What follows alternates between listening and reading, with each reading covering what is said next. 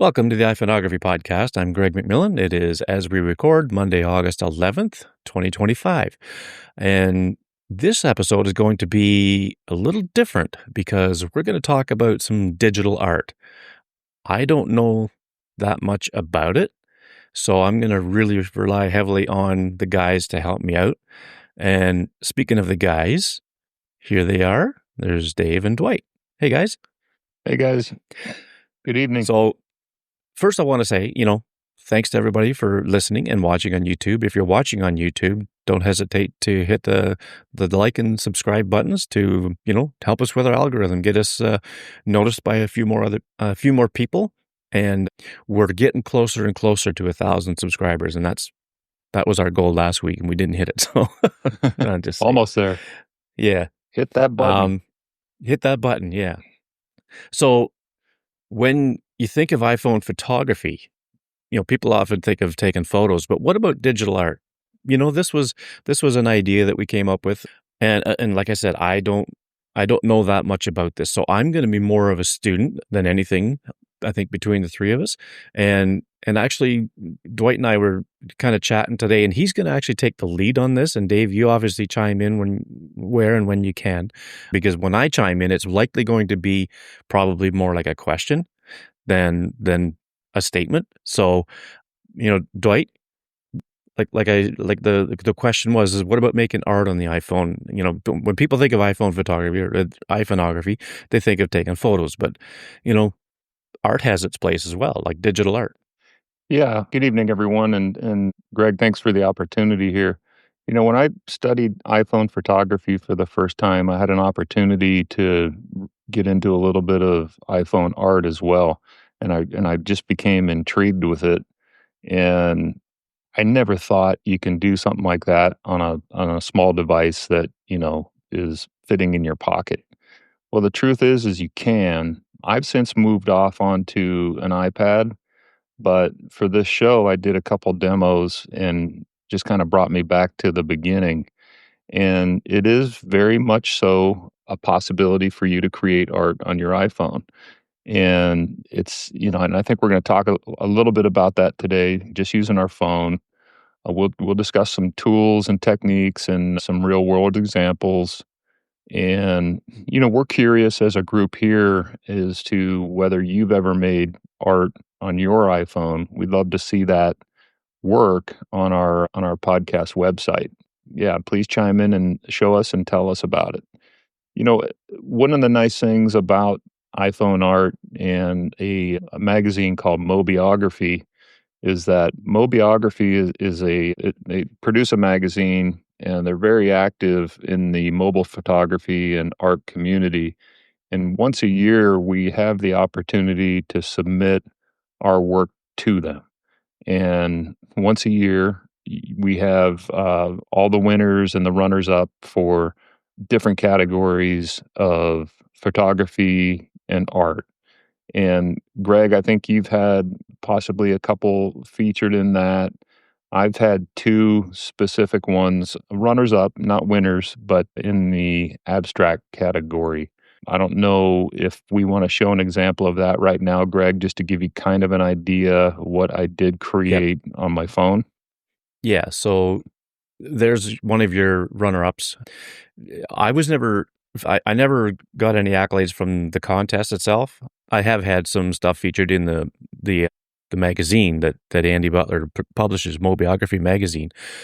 And actually, some of the ones that were in the latest issue were like macros of insects and that. So if you don't get the magazine, you should. It's not that expensive. It's really, really good. He does a great job with it. I want to get him on the show one of these days, but yeah, so I've never been featured in the competition, but this is one of your images here, Dwight. We have two of them to just kind of briefly take a look at, because that I don't know why they didn't place, because this is really cool. Yeah, I appreciate it. No, this is a runner up, and this is essentially a slow shutter photography here, where I just kind of caught this gal moving, and it made an interesting shape. And I put her in this situation here, and I just created a bunch of textures around her and then played with the colors, and that's how this came out. And I think, Greg, I think we were talking about this a little bit early. I didn't have any intentions here on the outcome, but what I did notice that I had a stopping point where it just got interesting because there's a mystery here. We don't know what she's thinking, where she's Mhm. going, and I kinda just left that up to the viewer. So that's one there. Yeah. And then this is the other one here. Yeah, so I one day soon after taking the iPhone photography school classes, I caught this gal walking across the boardwalk in Laguna Beach, and then I just started playing with it in an app called MetaBrush. And MetaBrush, you can take an existing photo, add layers, and you can do brush strokes. And that's where I got a lot of the blur out of those little squiggly lines off to the right. Those are light trails from night photography with my iPhone. And then there's just some overlaid textures and some color grading that went into this to come up with the final image. And this was another runner up as well. Yeah.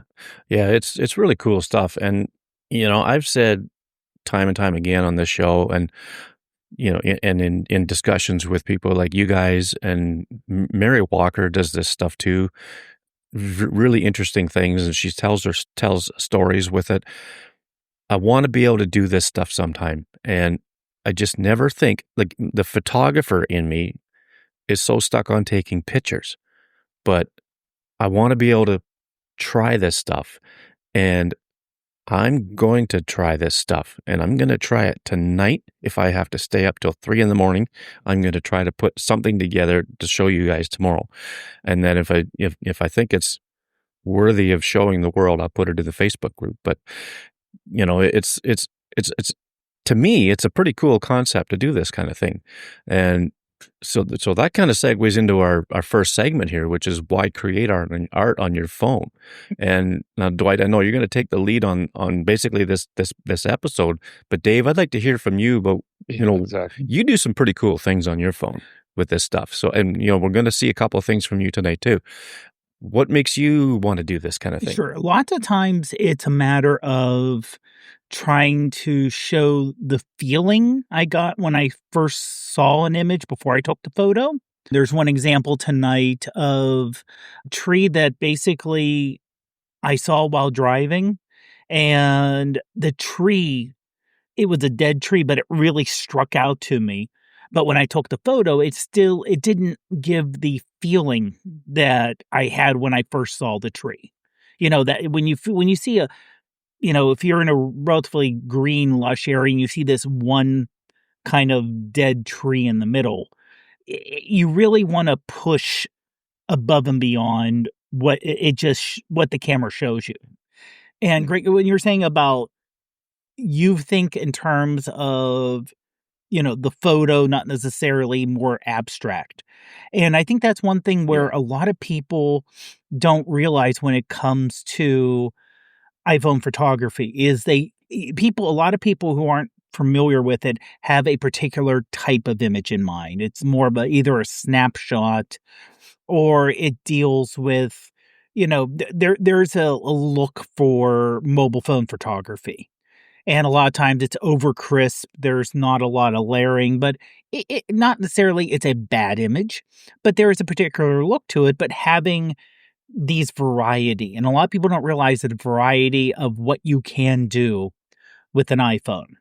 And honestly, other times it's the feeling, and other times the one photo I have as an example, literally it was at night and I took a photo and I'm like, okay, let's see what I can do with it. It's literally just exploration and Mhm. seeing what can come out of it. And Yeah. Yeah. Oh, go what ahead. was it? I'm sorry. Well, I say a lot of times you can tell that I started with a photo, where Dwight, yours sometimes, and I mean this in the best way, it's hard to tell where the photo was to start with. It looks like a painting. It doesn't look like you started with a photo and did editing with with digital brushes and other things and ended up with what you ended up with. It literally looks like you started with a canvas and Yeah. painted either Yeah, that physically painted or digitally painted on it. Yeah, that's interesting, and I did when I first started, the way I feel like I grew a lot was I was doing photo challenges. These were worldwide challenges where I would get a picture, a photo, and then I would have to do something with that photo, do the photo manipulation and textures and overlays and blend modes and all that stuff, and whoever won, got featured, and then you end up becoming members of these hubs, and it was fun. I became friends with a lot of people all over the world, and then AI hit. So you can take now that photo that you're given, put it into an AI prompt, and say, put this house, if it's a house, in a forest with spooky trees and a moon behind it. And that's what people started submitting for their competitions. I said, timeout. That's not the route that I want to take. So I'm doing more from scratch artwork now. And I'll have an example of that tonight where I'm doing the sketches, I'm doing the color overlays, I'm doing everything. I'm not using a photo. I might use a photo for an overlay or a texture, but that's the direction I'm heading in. Brush strokes, sketching, and just kind of doing everything out of my mind and not from somebody else's. And I think one of the nice things about creating art on your iPhone is it's portable, it's accessible. You have your phone with you all the time. You can draw anytime. It and Dave was getting a little bit into the mental piece of it. It is a health break. I mean, you can just kind of distract yourself if you got a few minutes per day. You can it's almost meditative. You don't need expensive tablets or styluses. I do use a Targus stylus. Let's see if I have one here that looks like this. So on my iPhone, it's got a rubber tip on it, and I use that on my screen, and it's a lot nicer and more comfortable really for use on my iPhone. I'm not leaving fingerprints and all of that stuff. But, you can it integrates with your files and photos. And, you can sketch, you can do concept art, you can do photo illustration, you could do compositing, which is basically putting layers and layers of objects on top of each other, textures and working with blend modes, graphic design. And, it's just the potential is just unlimited. And this journey for me has been going for probably about 6 or 7 years now. And I feel like I'm only scratching the surface. And it's amazing how time flies because just a quick little tangent here. Does anybody realize, Dave, do you realize that Dwight will be with us on the show for a year next month already? I can't believe it. Yeah.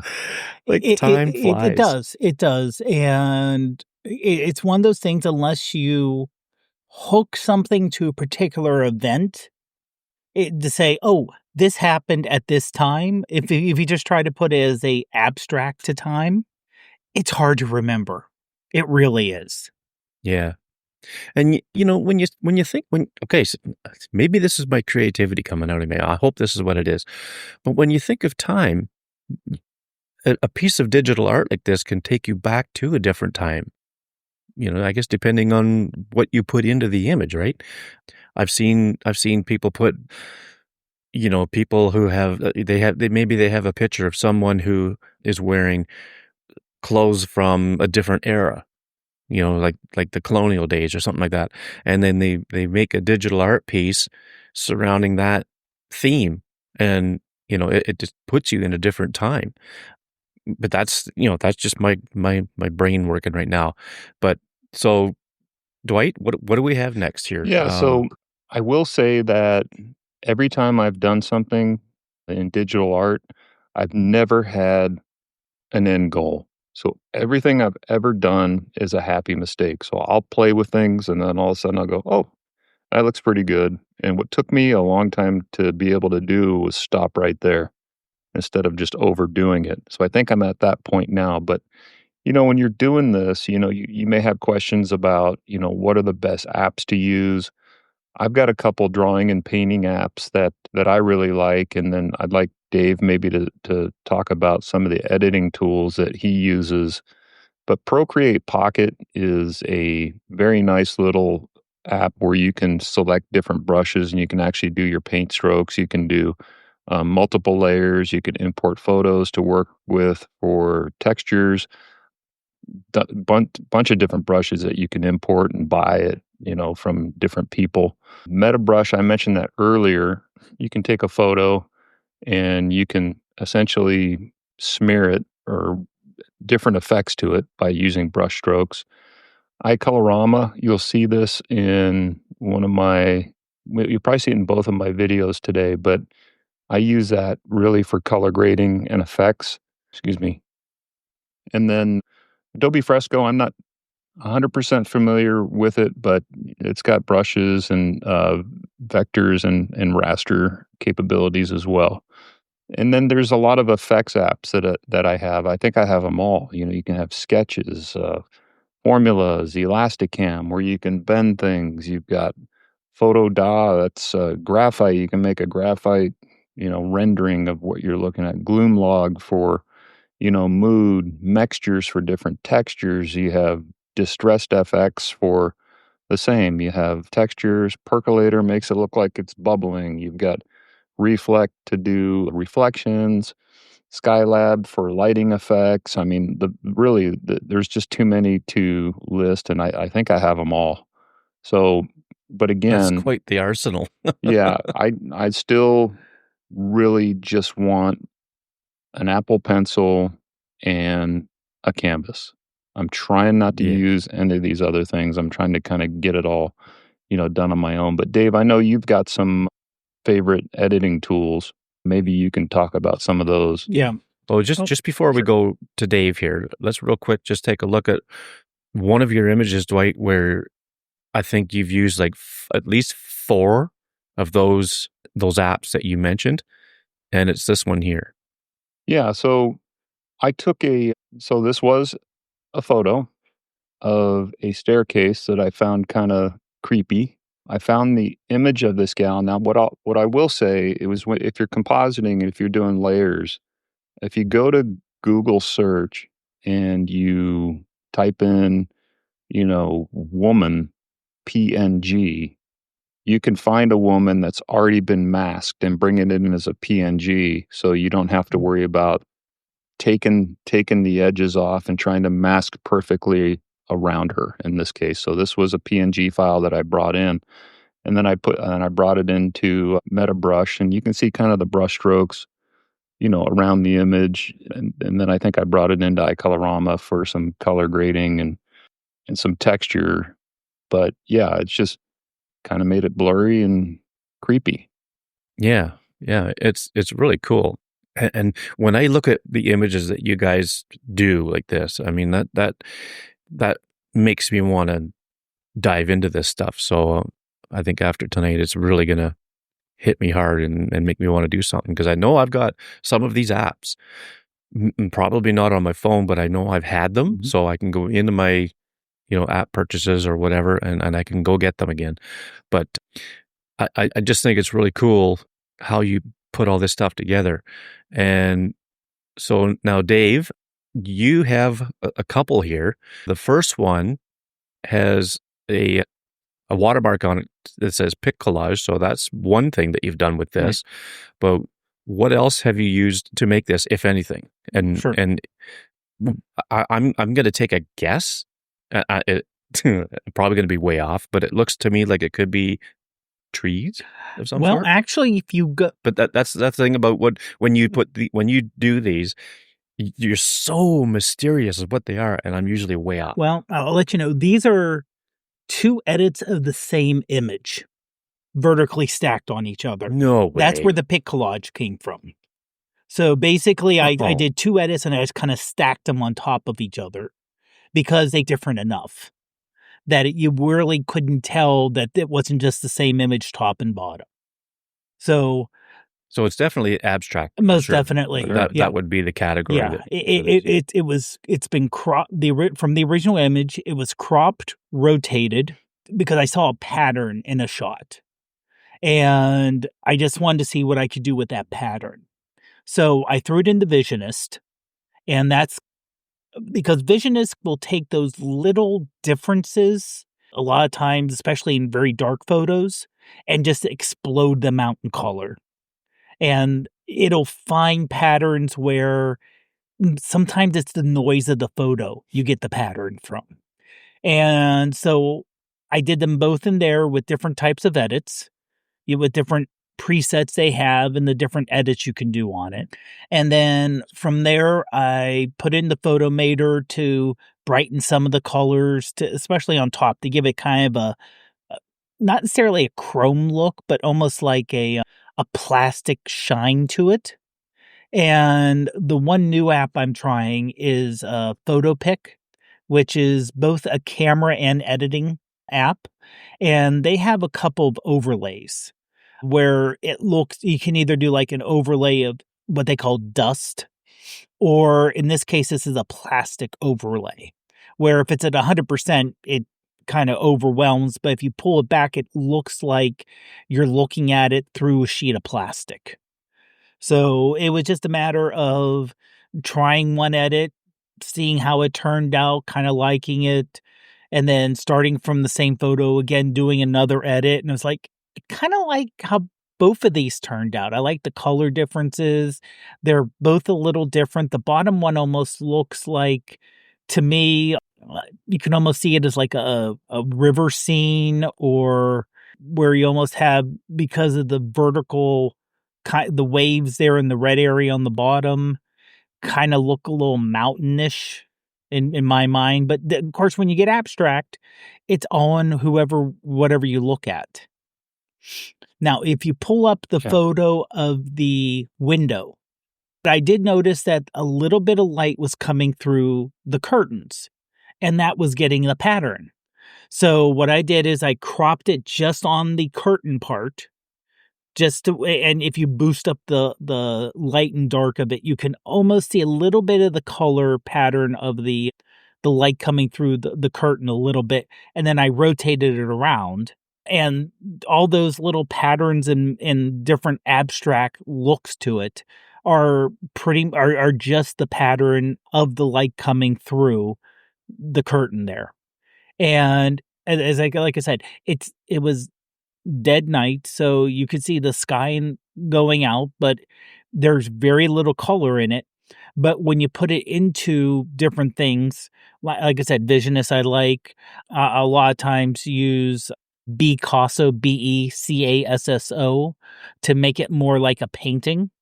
But when I want to go kind of weird with the patterns, Visionist kind of, it pulls up just a little. Like I said, a lot of times it's noise, a lot of times it's little patterns, and it'll boost it up and push it out. And you can get some really interesting kind of abstract ideas from that. And honestly, for that one, I just saw it was late. And I said, oh, that's kind of interesting, the way the light is, and the light kind of made like an A-frame, if you will, with the shadows. And I said, that kind of looks interesting. I'll take a photo and see what I can do with it later. But I also say a lot of times if you do something like that, a lot of times I'll start with the photo and I'll edit it and I'll spend some time with it and try to, let's see if I do this, let me throw it in this app, let me throw it in that app, I'll throw it in another app. And a lot of times they're like, it didn't really turn out to be anything. And then I just delete it. But I don't consider it a failure. I consider it to be experimentation, and it's kind of therapy or calming. A lot of people, you hear people use adult coloring books, or, if you have an app you play that's kind of a mindless game, it's just something as a stress release to clear the mind. So yeah, is it a failure? Well, it didn't produce anything I put out there, but I don't consider it a failure because it's, it's just something that kind of gave me a little bit of a release there. Well, you failed if you didn't try. Exactly. Right? Exactly. Yeah, that's true. I'm a big because I haven't tried. We can fix that, Greg. Yep. We'll do Yeah. a screen share, and I'll let you riff while we're on there, and I'll make some suggestions. Yeah, that sounds good. So yeah, so there's all kinds of different apps, right? For graphic design, there's Canva, BazArt, which I made a deal with the developer to pay a one-time fee. I'm not using these Vectornator that much. It's really gone kind of AI focused for me, and Pixel Loop and Motion Leap. You can do some fun stuff with your videos. Again, it's AI, PhotoFox, PhotoLeap, all from the same developer. You can make photo collages, and they also offer AI workflows as well. Now, Superimpose X for me is always going to be my starting place for composition, masking, and effects, unless I'm starting from scratch, as I mentioned earlier on Procreate. So, Yeah. Greg, should we get into some tools and techniques? You guys have any other comments before we go there? Well, speaking of Procreate, let's look at this one, because I believe that's what you said you did with this one, is you did it with Procreate.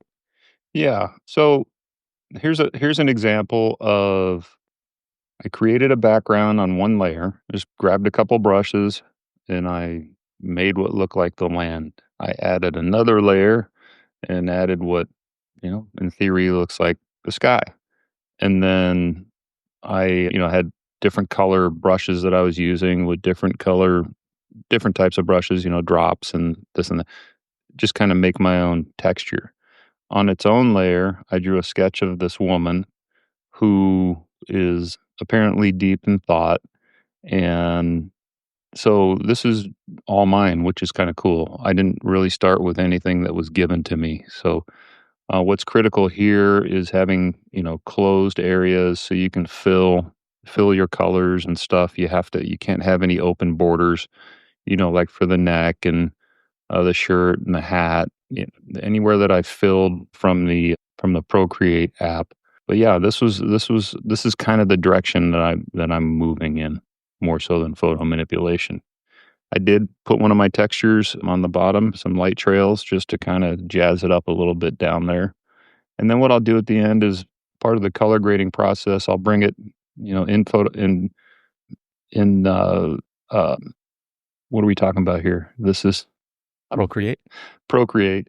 I will balance out the colors a little bit, like that little vertical turquoise one down there. I might get a gouache brush or something and just brush that color up in the upper right corner, just to kind of balance, provide some balance for the mind when you're looking at it. This one has gotten a lot of good feedback.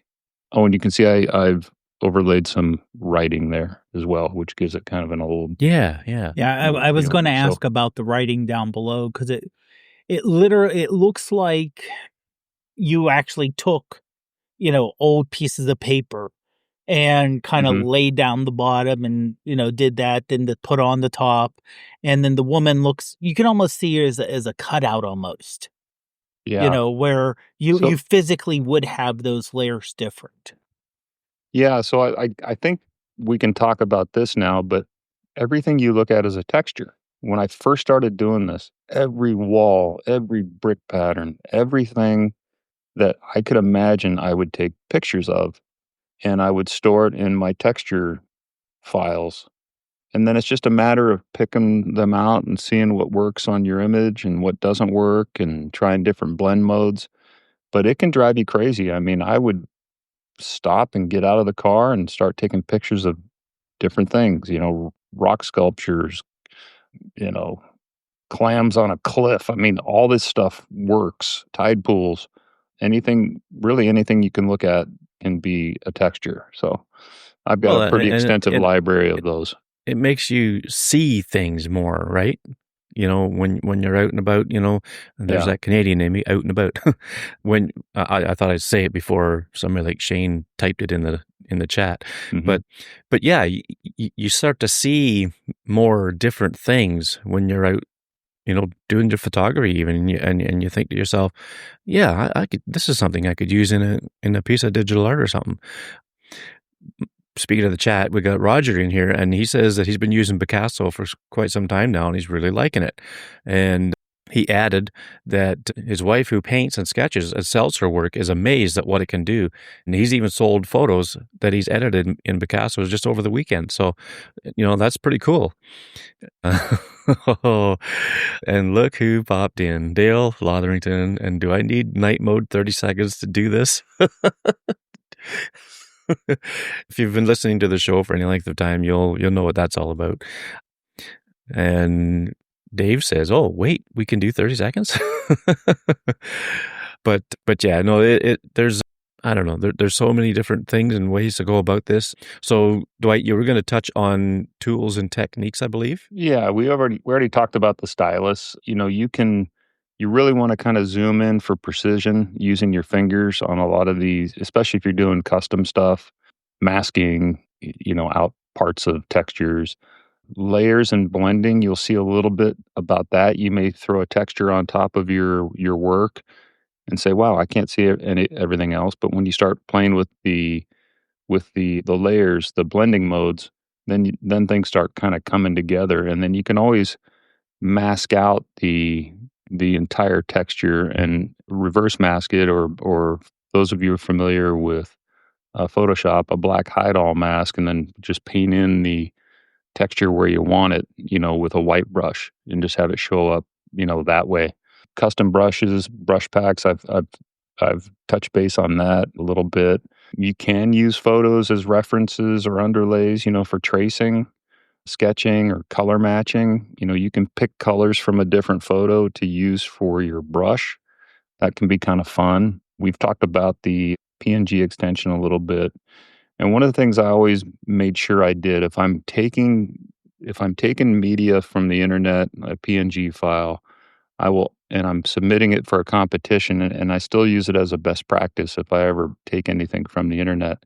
I always go to tineye.com, Tineye, and run a search on that, because that looks everywhere throughout the internet to make sure it doesn't recognize one of the images that I use. So a lot of the competitions that you enter, if it doesn't pass the TinEye, then you're completely disqualified. And that could be, for privacy or copyright, or, you just want to make sure you're not stealing other people's images that aren't meant to be stolen. And sometimes you can take them and make a texture out of them where it's not recognizable and it doesn't show up as a TinEye hit, but, use your best judgment there. Be ethical about that, I think, if you're going to go that route. Yeah, that's interesting. I've never heard of TinEye, so that's actually a good resource to have.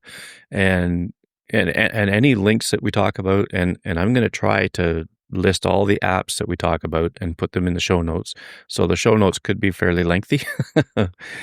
But yeah, that's a really good point though, about when you're doing this stuff and you're using images like especially that you get from the internet, through a Google search or whatever.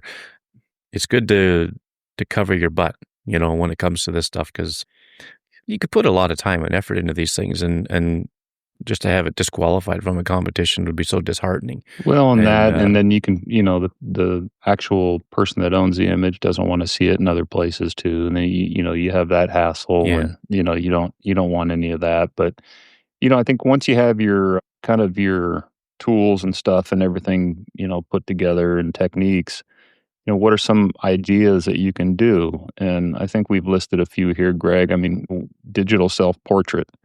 Take a picture of yourself and see what you can do with that. Photo manipulation. Take a landscape photo, put painterly effects on it. Same thing with your pet. Turn a photo into a graphic novel panel or abstract pattern art for use as wallpapers or prints. Good example was Dave's, what he showed us earlier. You might want to do a daily challenge. Pick a color or pick a brush. Do something with that daily. And then I touched, a little bit on, every surface is a texture. It can get overwhelming when you really start getting into it. Mm-hmm. Any thoughts there, guys? Yeah, like Dave, you've done this more than I have. Do any of those resonate with you? Like, well, with the pets, yeah. I mean, have you ever done any creative digital things with your pets? I think I've done a few, but it's not it's more of highlighting. So it's not really in terms of art, but I know one thing that I use a lot is Photo Room because it does an excellent job with masking your main object. And I Right. mean, it does really make for the automated version they have, and then you can manually edit it. So that makes it really good to, you know, pull out the image of your subject, and then from there you can either Like the blue caddy. exactly, and that's what I used for. Yeah. And, Yeah. or And so, okay, just while we're on Photo Room, let's go through okay, this one. This is that tree that you mentioned yeah, earlier. And so this is the original hmm image. And, so you saw this dead tree and something about this must have yeah. spoken to you, It right? was Like it, really the white bark. It wasn't just a brown tree, but it was really white where it stuck out against the green everywhere. And this was taken through a window. So you do have mhm. that issue going on also. So I went in, used a touch retouch to get rid of the power lines because we really couldn't get away from it that way. Yeah. So Yeah. here's the edited version that you've Yeah. done. And what I did is in Photo Room, I basically use that to cut out the sky, so I made the object of the tree and the tree I was looking at and the green trees around it. And then you can just replace it with a background. They have their own image search. So you can do, I wanted to have like a very, because the sky that was behind it was mostly blue with just a couple clouds. I wanted something more expressive. So I just did a search for, expressive sky. They have various things where they, worry about the licensing so you don't have to because it's done in the app. I found one that I kinda liked. I put it back there. I also did it where, inside of I, because I also you can also do edits on the actual item itself, so I did some of that. Then in Photomator, where it also does a really good job with picking up individual objects. So I basically said, "Okay," I let it pick the tree as an individual thing. And the rest of everything else I kinda made kinda dark and dreary and, muted the colors, and then worked on the tree, and I just noticed that it was bringing up colors that I couldn't see in the tree itself. You notice that the tree bark itself, it has those it almost looks like it's painted with the different colors, Mhm. and that was just I Yeah. don't know where that was pulling from, but I thought it was like Dwight said about a happy Well, it accident. almost looks like it may be complimented from the A sky. little bit, yeah. It could be a little bit of that. It could just be throwing it through multiple editing and the little, digital bits that get thrown in there when you throw into It editing.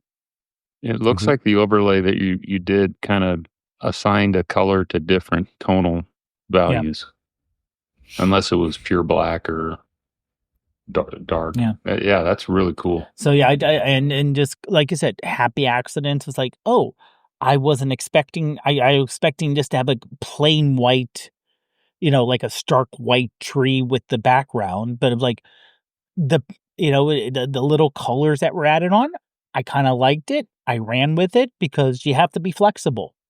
I'm sure do I agree that when you're doing something that's more abstract or more on the art side, you have to think, "Oh, there's something I tried something. Oh, this isn't necessarily in the general direction I wanna go, but I like it, so let's switch and go in this direction." Or when you merge things or when you're adding textures, you're like, okay, here's a texture. Here's what I think it'll look like. You put it on there, like, oh, that's different, but I still like the direction. So I'm not going to try to force to go where I was going. I'm just going to go with how it's going and then work with what I have. Yeah, and I think to my point earlier is there's no way you had this exact No, plan when you not started. not even close. Yeah. You end up it's all of a sudden you just keep working it and then boom, you're like, "Whoa." Yeah. Exactly. So there's a lot of it's really cool when that happens. It's a good feeling. Yeah. Yeah, that's definitely cool. So, to kind of keep this thing going a little bit, I think, where do you draw your inspiration from, say, beyond, what we're talking about today? If you follow me on Instagram, and Greg, I've changed my handle again. There's something happened with threads. So it's Oh, Dwight's_art. I follow a lot of very good digital artists on there. So, find ones that you like their style and, follow them on your favorite social media, Instagram, Facebook, whatever. There's some good ones on Reddit, digital art. I mentioned Facebook groups. Do a sketch a day or get involved with a 30-day art challenge. You can use Pinterest, mood boards for visual references. I've never done the mood board thing. It's always just kind of, derived out of my mind. And, again, I mentioned this earlier, you can get into hubs that, you can get into photo manipulation, art contests, and that's really how I got started. And you'll be amazed at the friends you make. So if you have any questions about, some of the hubs maybe that you can start in there, feel free to reach out to me on social media and I can help you point you in the right direction. yeah. What was I gonna say? Oh, yeah. This would be a good use case for, excuse me, Freeform. That new, well, not new now, it's been out for 2 or 3 years. That app that Apple put out, it's like a whiteboard thing where you can start plotting your ideas for a digital art piece. I mean, that's something to explore for sure. Yeah, I Um, think if you're trying to come up with a plan, for me, I don't think that would work only because I never come at these things with a plan.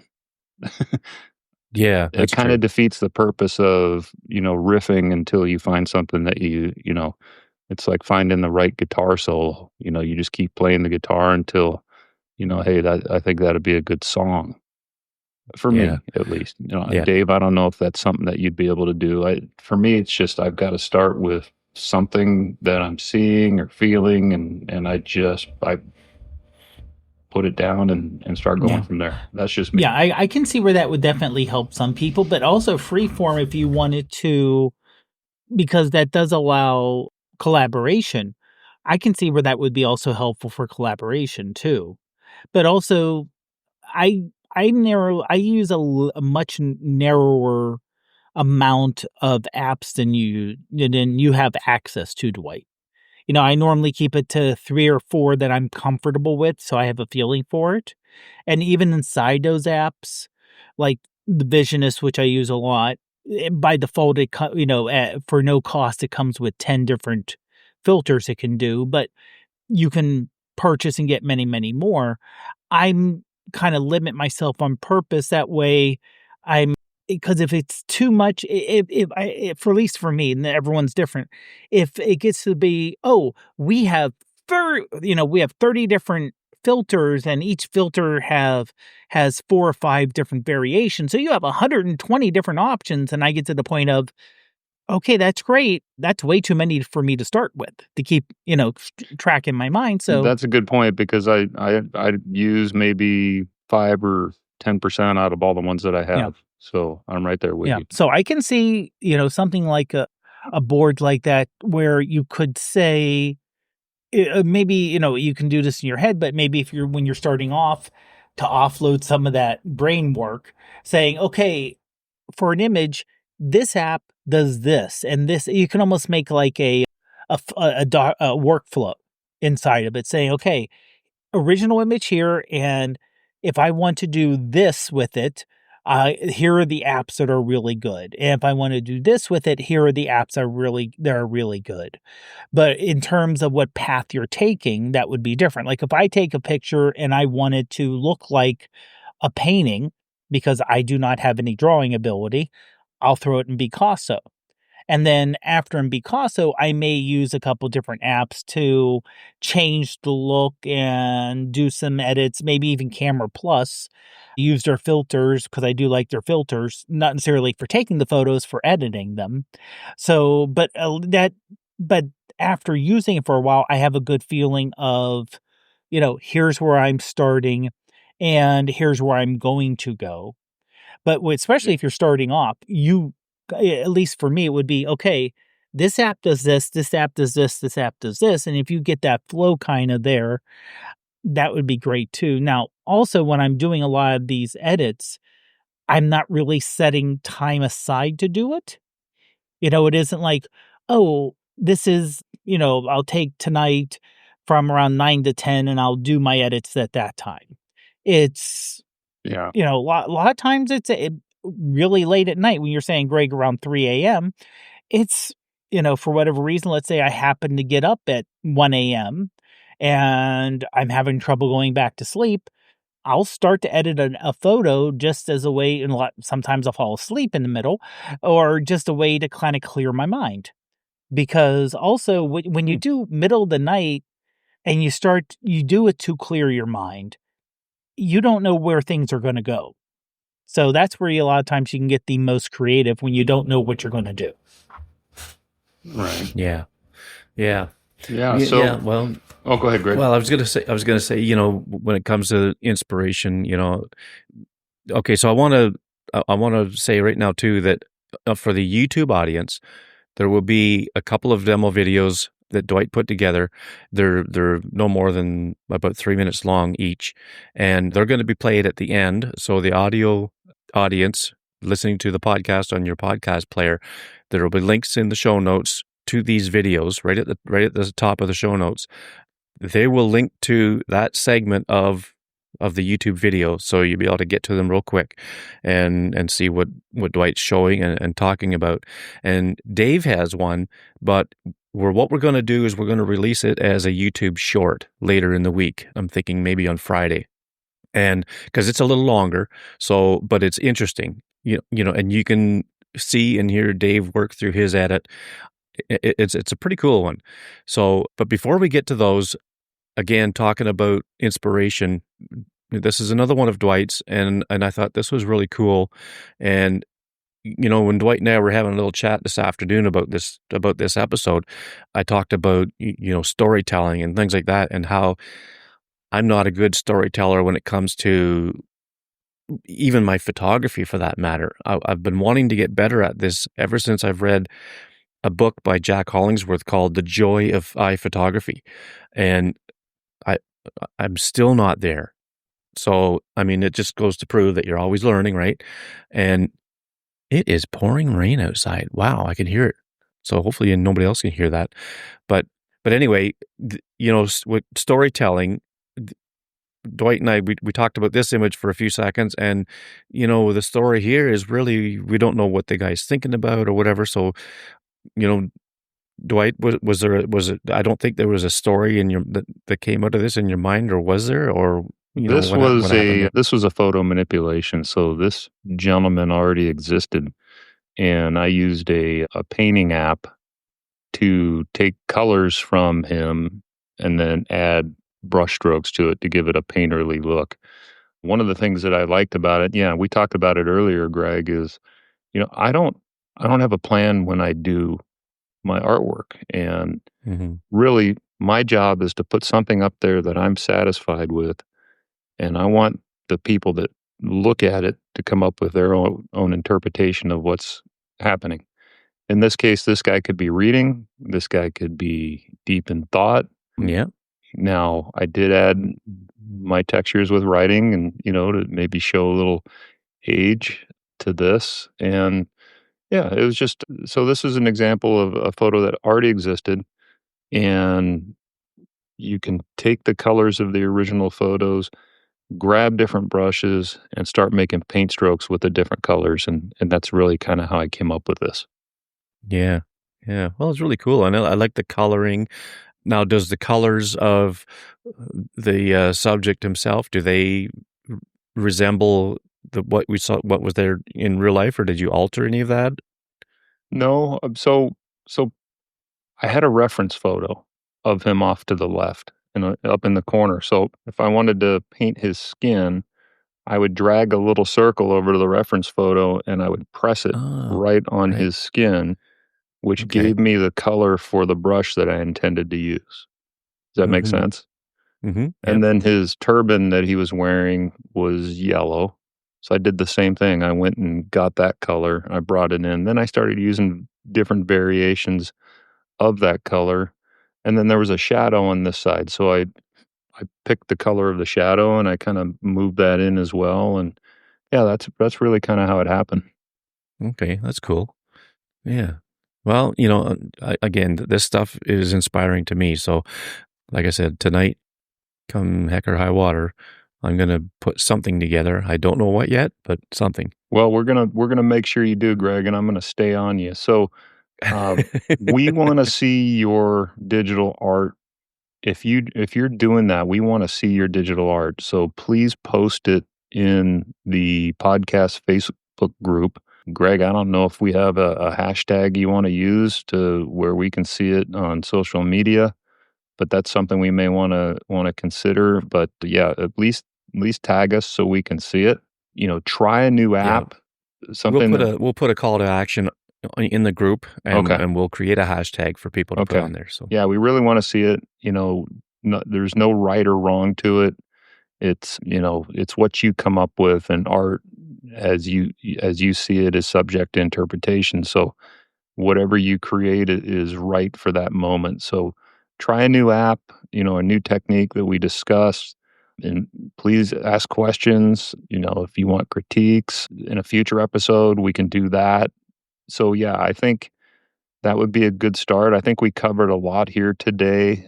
Definitely can't cover it all in an hour. Again, I've been doing this for, I think I'm coming up on 6 years now, and I feel like I'm, scratching the surface. So really, this is just hopefully something to get you all going and interested in giving it a shot, really, and reach out to us with anything. So, Greg, I'll give you the mhm. wrap if you want. Alrighty, Dave, do you have any final words on anything that we've discussed tonight? Dwight did a great job. The only thing I would say is just kind of get rid of any kind of barriers or guide rails or guardrails you may think you have when you're doing your photos. Don't think, well, do I really want to do this? Do I want to just do it? The worst thing that could happen is you invest some time and it's something you don't want to publish. I don't even say it should not be, because it's really up to you whether you want to publish or something or not. No one's telling you. The only person stopping you is you. So get out there and try stuff. That's the biggest thing. And the other thing is, if you're unsure that of your direction or unsure what you're going to like out of it, go to the Photos app before you start. Create a duplicate. That way you always have your original, or you can always revert to original, but there's always an undo. Just have that plan where, okay, if it goes off rails, no problem. I can wipe it off and start fresh, but get rid of those guardrails and just go out and do. Yeah, that's good advice. When I look back in my early Instagram days, I kind of, I'm like, wow, why'd you do that? You could have done that so much better. And then as I progressed, actually had other people tell me that I was progressing. So that kind of helped me, stay motivated. And yeah, and as Dave said, your only barrier is yourself. And those of you that have never done this before, you're gonna have to step out of your comfort zone. There's no other way to do it. Just get in there and do it. And there's really no wrong way of doing it. And every time you do something, it's a learning experience and you'll be that much better every time. Yeah. Okay. Well, this has been a very enlightening episode for me because it's got me thinking more and more again about doing this kind of thing, and I think I'm about to get inspired. So on the YouTube channel, stay tuned. We're going to sign off for the audio here, and again, audio listeners, click the link in the show notes for these demo videos. They're not very long, and Greg, do you want me thanks. to talk through the edit? Yep, yep. Think- We'll get you to do that as we Okay. go, and again, Dave will have a longer one, and it'll be released as a YouTube short. I don't. Can you release 10-minute shorts on YouTube? I think you can. If not, it'll come out as a regular video, but it'll come out on Friday. I think YouTube Shorts, every platform's different. But I think YouTube Shorts are 3 to 5 minutes. And this is a little bit longer. I'll put it out as a regular video anyway, and because you're narrating in the video itself, right, Dave, so that really helps. Yeah. So, thanks everybody for listening and for liking and supporting the podcast. YouTube audience, sit tight. We're going to get right to it. So anyway, thanks, and we'll see you all in the next one. Thanks, everyone. Have a great one, everyone.